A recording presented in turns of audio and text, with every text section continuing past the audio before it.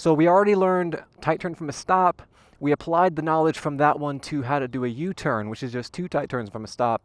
Now we're going to apply that U-turn into a figure 8. And this is my favorite one to practice. I love this one because it's just so fun. You're getting a lot of experience doing left-handed U-turns and then right-handed U-turns and going back and forth and back and forth.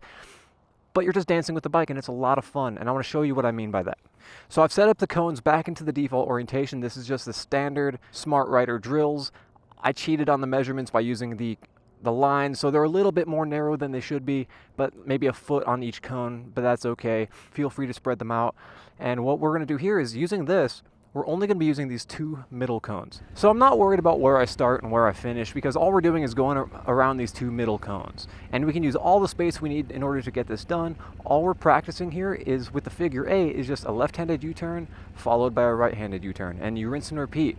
And you don't have to go super tight. You don't have to get this right away. I don't expect you to get this right away. Remember, we're developing those synapses. We're learning things. It's going to be awkward. It's going to feel weird. And if you don't get it right away, don't get frustrated, maybe just take a break and eventually you will get it. Right off the bat, what I'm gonna do is kind of go back to what we learned already. So we're gonna come up here and that's the cone we're gonna wanna go around. So what I'm gonna do is get my counterweight, point the bike where I wanna go, a little bit of friction zone, a little bit of throttle. And we are going to do a left-handed U-turn using 2 tight turns from a stop. And then this is the cone that we're gonna go around again. So we're gonna go around this one again. And right now we're just practicing that left-handed U-turn.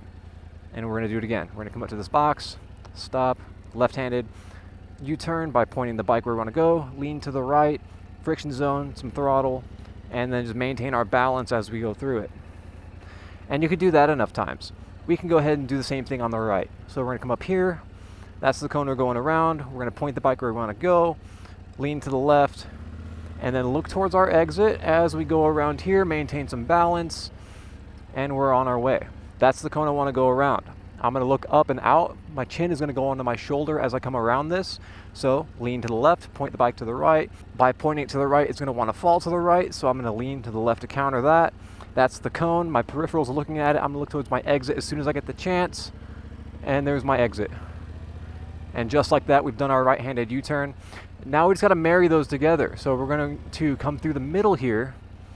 We're going to use all the space we've got.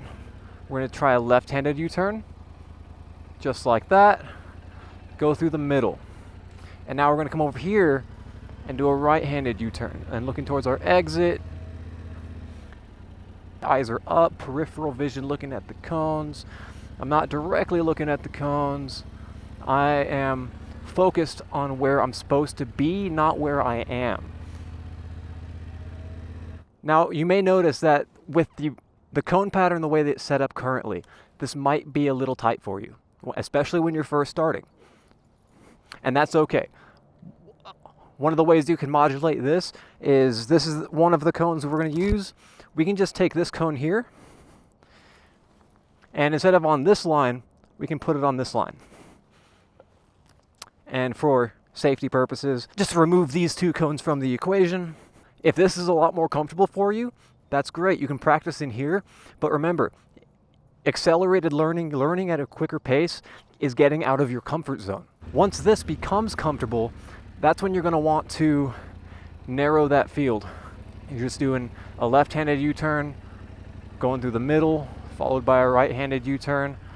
And with the cone separated like this is much easier, and I'm a lot less stressed about how much room I have.